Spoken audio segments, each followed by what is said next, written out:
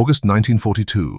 The bend of the Don lay quiet under a pale sky, and the birch trees around 6th Army headquarters looked almost too clean for a war that had already consumed half a continent. Field Marshal Friedrich von Krauss stood beneath them, while an adjutant read the words of the Führer's envoy in a measured voice. The decoration in the envoy's case flashed once when the lid opened. Krauss had spent most of his career among maps, tables, and staff papers. He was not known for theatrical gestures. He was known for careful timetables, precise columns, and operations that advanced on paper exactly as he intended them to advance on the ground. That reputation had carried him here. The decoration now placed in his hands gave that reputation a new shape. It made his caution look like authority, and it made authority feel dangerously close to destiny. The envoy did not stay with ceremony for long. He brought the next order as if it were only the natural extension of the medal. 6th Army was to take Stalingrad. The city was not described as a military objective alone. It was described as a political necessity, a symbol and a final proof that German arms could still impose design upon the East. Krauss had argued before that the Don line should be consolidated and that the army should let distance, river, and exhaustion work in its favor. He knew the flank screens were thin. He knew Allied formations to the left and right did not have the steel of the divisions under his direct command. He knew the Volga city could turn a campaign into a drain. But those were thoughts from a colder hour. In the moment of presentation, standing before his corps and divisional commanders while the envoy spoke of trust, honor, and history, caution began to sound like timidity even in his own mind. General Gunther von Schwarzkopf helped the change along. He was an armored commander with the kind of confidence that seemed to come from movement itself. He spoke of Stalingrad as if it were already visible across the steppe, as if only one man in the East had the balance of nerve and intellect to seize it cleanly. General Karl Arnim joined him with the smoother tone of an infantry courtier, praising Krauss's method, Krauss's judgment, Krauss's calm hand. Their praise did not sound childish. That was the danger. It sounded professional, respectful, almost reluctant. It made ambition feel like duty. It told Krauss that accepting the task was not indulgence. It was service performed at the highest level. Only General Thomas Bettmann refused the drift of the room. He spoke without heat, and therefore cut more deeply than if he had shouted. Stalingrad, he said, would not be another crossing or another encirclement. It would be Verdun in brick dust.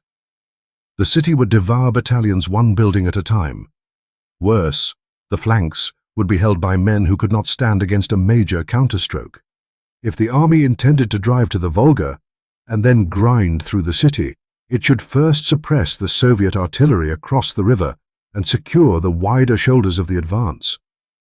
The room went still, not because the analysis was absurd, but because it was too plausible. Bettmann was not attacking victory. He was describing its price before the medal on the table had even cooled. Schwarzkopf smiled first. He called Bettmann overcautious. Arnim went farther. He wondered aloud whether some men had grown so attached to problems that they mistook them for wisdom. The envoy said nothing. He did not need to. The real choice was already moving toward Krauss. To accept Bettmann's warning in that room would mean admitting that the glory just handed to him came tied to a trap. It would mean conceding uncertainty at the precise moment he had been chosen to embody certainty. Krauss felt the sting in that truth and translated it into offense. He told Bettmann that pessimism at a decisive hour was a luxury armies could not afford. He relieved him of his influence over the central attack plan and reassigned his formation to the northern factory district as reserve infantry for the most difficult sector. The order sounded administrative. In reality, it was banishment. The army crossed the Don days later. The weather held, the terrain opened. Columns moved with a confidence the maps had promised. On August the 23rd, Schwarzkopf's spearheads reached the Volga north of the city. The radio signal came in, clipped and triumphant. The river lay beneath their treads. Men in headquarters looked up from their tables as if the war had just accelerated toward its conclusion. Kraus allowed himself a private moment of relief. He had accepted the burden. The burden had answered with speed. The old caution in him did not vanish, but it withdrew far enough for success to begin masquerading as proof. If the advance had reached the river so quickly, perhaps the harder objections had belonged to slower minds. Perhaps the city was not a trap, but a final gate. That belief carried its own cost. The farther his army drove, the thinner the frame behind it became. Supply lines stretched across dust and distance. Flank security depended more and more on Allied armies whose anti-tank defenses and winter readiness were fragile even before catastrophe tested them. Kraus knew this in numbers. He saw tonnage figures, rail delays, fuel priorities, replacement schedules. Yet numbers on a desk could be arranged into patience, if the eye preferred patience. The reports of progress from the forward divisions arrived every day with enough good news to postpone any reckoning. Stalingrad was close. It seemed rational to take what lay in reach before solving what lay around it. The city itself began to draw every serious thought toward its ruins, and the danger beyond its shoulders became something to be corrected later. By September, the city had absorbed that later.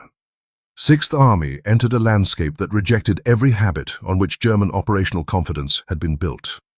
Streets did not remain streets. They collapsed into trenches of brick, twisted tramrails, shattered walls, machine pits, and basements filled with men who would not leave. The Red October factory district became less a place than a permanent grinding of steel, smoke, and masonry. Mamayev-Kurgan changed hands, and then changed hands again until ownership lost meaning and only casualty counts remained. Schwarzkopf's tanks, which on open ground had made argument unnecessary, found themselves stalked by hidden guns, short-range teams, and angles too broken for speed to matter. Arnim's infantry gained floors, stairwells, and loading bays, only to lose them by dusk or midnight. The city could not be seized whole. It had to be bitten, and every bite broke teeth.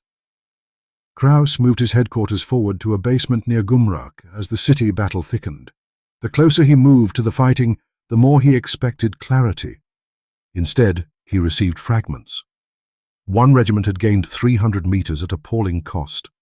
Another had taken a warehouse whose cellars still held Soviet machine gunners. Another had reported success only for the success to dissolve under artillery from across the Volga and reinforcements ferried at night. He kept urging pressure. He had to. Each partial gain looked like the edge of completion if isolated from its consequence. Schwarzkopf radioed that the city was not a plain, but a stone slaughterhouse. Kraus heard the exhaustion in the man's voice, and yet interpreted it as the natural complaint of an officer asked to finish an unpleasant but nearly finished job. He had committed too much of himself to the idea that one last sustained effort would break the defenders. That was when Bettman's absence became most useful to everyone except Kraus. Because Bettman was in the north, buried among the tractor works and shattered industrial blocks, his warnings no longer entered the center of planning as argument. They arrived as dispatches from a sector commander already marked as gloomy. The first messages were technical. Soviet concentrations opposite the northern factory line were increasing. River traffic at night suggested heavy reinforcement. Artillery registration on the Allied flank had intensified. Romanian positions beyond the direct shelter of German formations appeared exposed. None of this by itself forced a change. Together, it formed a pattern. Bettman saw the pattern because he occupied the one place where the city battle, the river crossing, and the flank weakness could all be felt at once. In early November, he sent the report that should have altered the campaign. The message requested either a withdrawal to a more defensible line or, at minimum, immediate reinforcement of the threatened shoulders. He wrote not in the language of fear, but in the language of sequence. If the Soviets struck the Allied armies in strength while Sixth Army remained fixed in the city, the army would lose not a district or a crossing point, but its freedom of action. Kraus read the report in a room where Schwarzkopf stood nearby, and Arnim leafed through casualty summaries. Bettman's name at the top of the page did half the damage before the words did the rest. Schwarzkopf said Bettman had always mistaken pessimism for insight. Arnim suggested that men under strain often imagined concentration, where only local enemy activity existed. The explanations were thin. Kraus knew they were thin. But accepting the report would require him to reopen the very judgment he had buried when he pushed Bettman out of the room under the birches. He laid the report aside and sent the answer that had become both doctrine and self-defense. Hold the current line, no withdrawal. The Soviet blow fell before dawn on November 19th. It did not break first against the strongest German units inside the city. It struck where Bettman had said it would strike, against the weaker Allied armies stretched along the exposed arcs, north and south of Stalingrad. Reports came in confused at first. Romanian anti-tank positions had been overwhelmed. Infantry had given way under armor and artillery. Communications were intermittent. Corps boundaries no longer described reality. In headquarters, the map still looked continuous for a few hours after the line on the ground had already ceased to exist. Kraus watched the updates crowd his table and felt the old staff officer's instinct to reorganize data before reaching judgment. The data outran him. Soviet spearheads were not creating a local crisis. They were moving to meet beyond the city. On November the 23rd, they linked at Kalach. 6th Army was encircled. A different commander might have treated encirclement as a fact requiring immediate violence in one direction. Kraus treated it first as a fact requiring confirmation, then control, then a response consistent with the structure above him. That delay was fatal precisely because it seemed reasonable hour by hour. The army still possessed disciplined formations, artillery, armor, and an internal road network. It also still carried the habits of obedience. Orders from above forbade breakout. The city was to be held. Relief would come. Hermann Göring's promise of an airlift of 500 tons a day entered the pocket almost as quickly as hunger. It sounded absurd to quartermasters and logisticians. It sounded possible to men who needed it to be possible. Kraus accepted the promise because rejecting it would mean admitting that the army's future had already narrowed to a brutal choice between disobedient motion and static death. Gumrak airfield became the center of that lie. Aircraft came and went, but never in the numbers the promise required. Ammunition arrived in fragments. Fuel became precious enough to determine whether wounded men froze in place or reached dressing stations at all. Bread rations shrank. Horses disappeared from transport columns and then from cookpots. Frostbite climbed through battalions faster than replacements could be counted because there were no replacements left to count. Every deficit produced another kind of moral collapse. Officers reserved transport. Staff sections hoarded paper, fuel and warmth. Frontline companies stripped the dead with the same numb efficiency with which they once cleared weapons.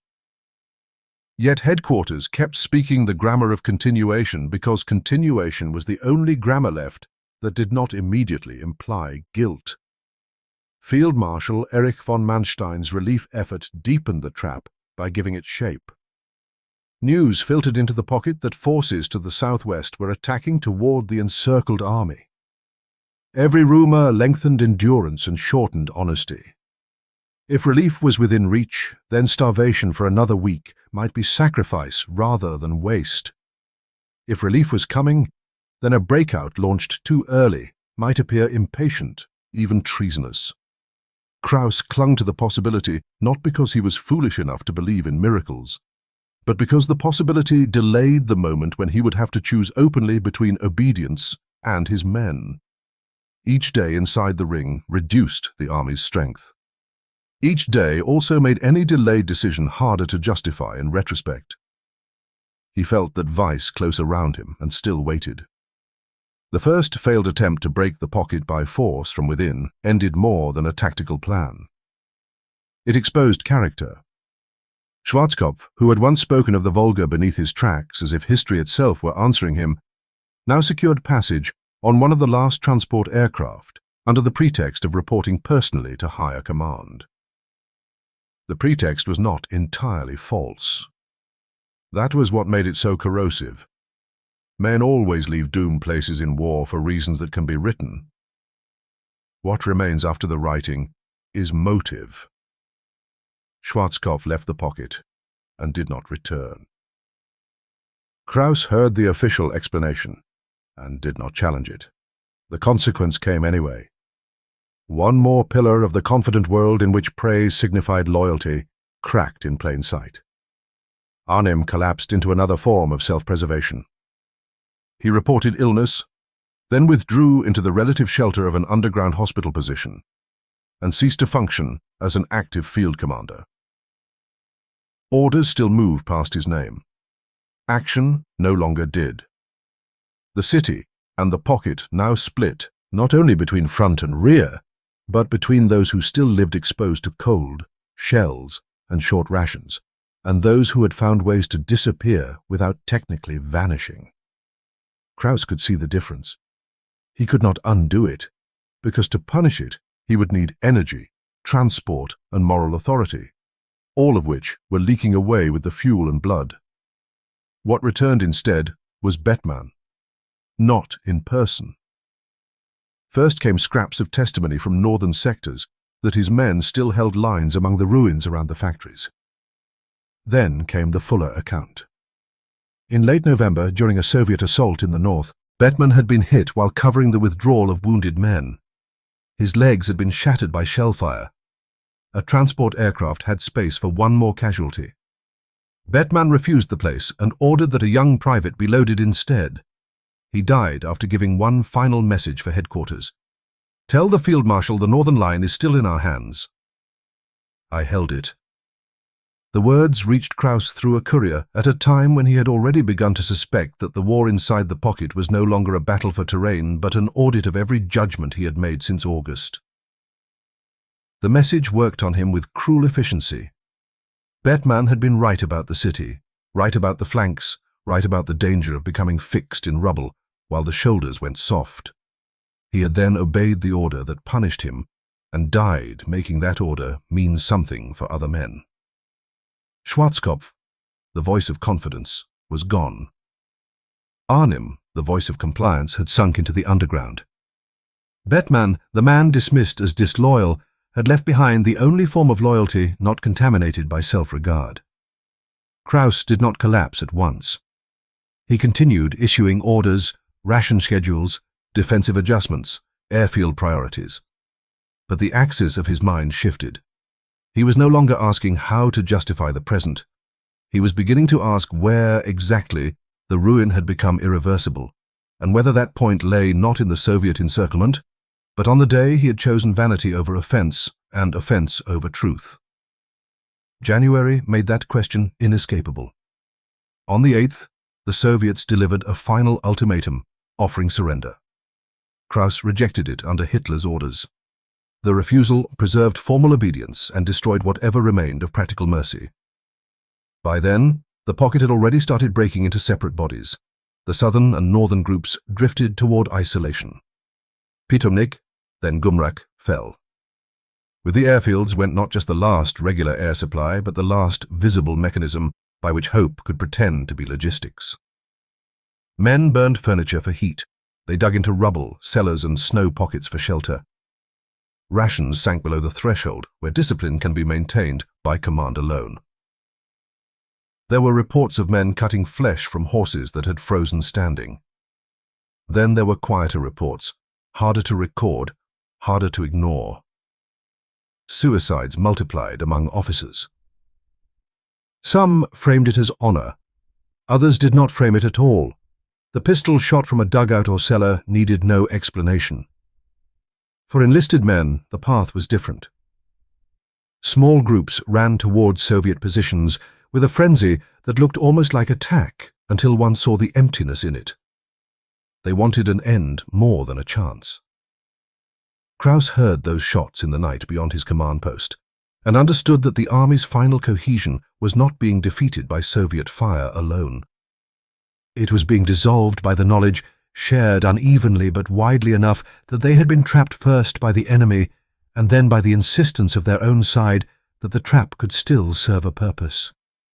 He stopped sleeping, In the basement command rooms, the candles bent under drafts and burned down beside folders spotted with damp and soot. Kraus would take Bettman's old report from the stack and read again the lines about Soviet concentration, exposed flanks, the need to reposition. He was no longer reading for operational use. He was reading like a man placing his hand into the exact shape of his own failure. His chief of staff remained nearby, efficient to the end, but efficiency had become a language without rescue in it. Once Kraus asked him, not as a superior, but as a man testing pain, whether it could have been changed if they had listened then. The chief of staff did not answer. The silence gave Kraus the only answer that still mattered. The young courier who now remained closest to Kraus came from Bettman's formation. He had once been the private lifted onto the last aircraft at Bettman's insistence, though the aircraft itself had not carried him out of the pocket. A fuel diversion and bad weather had rerouted it before it could complete the evacuation. By the strange arithmetic of collapse, the life bought for him in one corner of the encirclement had returned him to another, closer to the field marshal who had made such sacrifice necessary. He was gaunt, younger than his face now suggested, and still capable of speaking plainly without sounding insolent. That quality alone made him dangerous to a man like Kraus, because plain truth from a low voice cannot be dismissed as theatrical opposition. The courier became the conduit through which the final reality of the northern pocket entered the basement. Telephone lines failed more often. Staff cars were gone, wireless batteries weakened. Human movement replaced systems. Each time the courier returned, he brought less paper and more finality. One commander reported no artillery shells left worth allocating to forward companies. Another said medical officers were operating without anesthetic and sometimes without bandages. Then came the line that fixed itself in Kraus's mind more completely than any map mark or casualty total. The men in the north, the courier said, were fighting with entrenching tools after their ammunition ran out. He did not dramatize it. He simply relayed it as the last intact sentence from a telephone call that had then cut off. That plainness made it more terrible. It stripped war back to effort and metal, to men reduced from doctrine to shovels. Kraus stared at the courier after that report, as if the young man had crossed not from another sector, but from a tribunal. The face before him was narrow with hunger. The greatcoat hung off him. Yet there was something in his manner that recalled Bettman more sharply than any written message had done. Not rank, not style, the refusal to adjust truth to comfort. Kraus told him almost to himself that he sounded like men who still told the truth. The courier did not answer with sympathy. He said only that Bettman's men were still holding in the north. The statement contained endurance and accusation in equal measure. Men the field marshal had effectively buried were still fighting. Men he had trusted for their confidence had fled, hidden or dissolved. On January 30th, the radio brought the final insult disguised as elevation. Hitler promoted Kraus to field marshal. In the German tradition, no field marshal had ever been captured alive. The meaning did not need interpretation. The message was an order written as honor. It invited him to solve the embarrassment of surrender by placing a bullet between himself and accountability. Kraus held the paper and felt his hands shake, not with fear of death, but with the sudden clarity of what the regime required from him. It had asked for the city. Then it had asked for endurance beyond reason. Now it asked him to die so that the chain of decisions above him could remain ceremonially pure. If he shot himself, the dead would remain dead. The survivors would still freeze or surrender, and the fiction of unbroken loyalty would stand untouched. The paper seemed lighter than the report from Bettman and infinitely dirtier. He told his chief of staff that he saw no reason to kill himself. The words were not noble. They were tired, almost flat. But they marked the only clean decision he had made in months. He said he still had responsibility for the men who remained. That statement was true and incomplete. He also understood that suicide would be one more evasion disguised as virtue. It would permit him to exit before hearing his own name joined forever to the disaster. Living meant carrying the full weight of a defeat he had helped create. In another season of his life, he might have called that disgrace unbearable. In the basement, beneath the ruined department store, disgrace had become less terrible than fraud. Before dawn on January 31st, Soviet scouts approached the entrances to the command post. The courier took up a rifle and told Kraus he was going to check the perimeter. He was too thin for heroics and too exhausted for theatrics. He climbed out anyway into the snow and darkness, where the broken city still exchanged scattered fire over distances too small to preserve illusion. Men in the basement heard shots above, then a short burst, then nothing. Someone peered out and saw the courier lying where the snow had taken him. Kraus did not move toward the entrance. He could not. The image came to him in its completed meaning before any formal report did. The last man near him, who still carried loyalty without calculation, had gone out to face bullets, while generals of pedigree and eloquence had found methods to absent themselves. The order of value by which he had lived had inverted itself completely. A little after dawn, his chief of staff went up with a white flag. Soviet officers entered the basement with caution, surprise, and the weary professionalism of men who had seen too much ruin to relish one more surrender. One of them asked in German whether he was Field Marshal Paulus. Kraus rose and gave his own name instead. Friedrich von Kraus, commander of 6th Army. The sentence sounded less like declaration than inventory.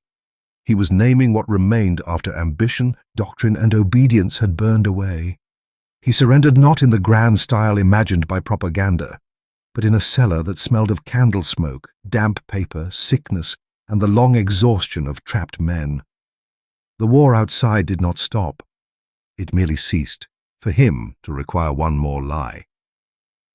The northern pocket held out another 2 days. Those final hours did not redeem anything. They intensified the judgment. Men still fought because systems take time to die completely, because orders linger, because hope mutates into reflex, because comrades remain beside one another when all larger purposes have rotted. On February 2nd, the last organized resistance ended. Snow fell over the city and over the roads leading away from it. Columns of prisoners stretched across the white ground in torn greatcoats and rags, hollow-eyed, limping, frostbitten, carrying what little they could, or nothing at all. At the time of surrender, roughly 90,000 men remained from the original mass committed to the campaign. Most would not see Germany again.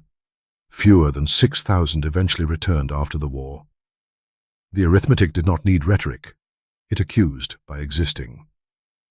As Kraus was loaded onto a truck, he looked once more through a gap in the canvas toward the frozen Volga. Months earlier, that river had represented a rival. Schwarzkopf's voice had reached him over the radio, bright with triumph at the thought that the army had reached the edge of its objective. Now the river had become something else entirely. It was a wall of ice beside a city of graves, a line that had swallowed not only divisions but distinctions. It had swallowed the difference between command and vanity, between obedience and honor, between loyalty and flattery. Bettman had understood that distinction before the first major shell burst in the factories. Kraus had needed 200,000 dead, a pocket of starving men, and a courier bleeding into snow to understand it at all. The tragedy of 6th Army did not lie only in defeat. Armies are defeated. It lay in the sequence by which truth was marked as disloyalty and praise was mistaken for devotion. Bettman had offered warning and then service. For that he was stripped of influence, sent into the worst sector, and finally killed while preserving the lives of others. Schwarzkopf had offered confidence and received trust. At the decisive hour, he preserved himself. Arnim had offered agreement and retained comfort until agreement no longer demanded exposure. The men in the ranks paid for every false valuation, with hunger, frost, mutilation, and death.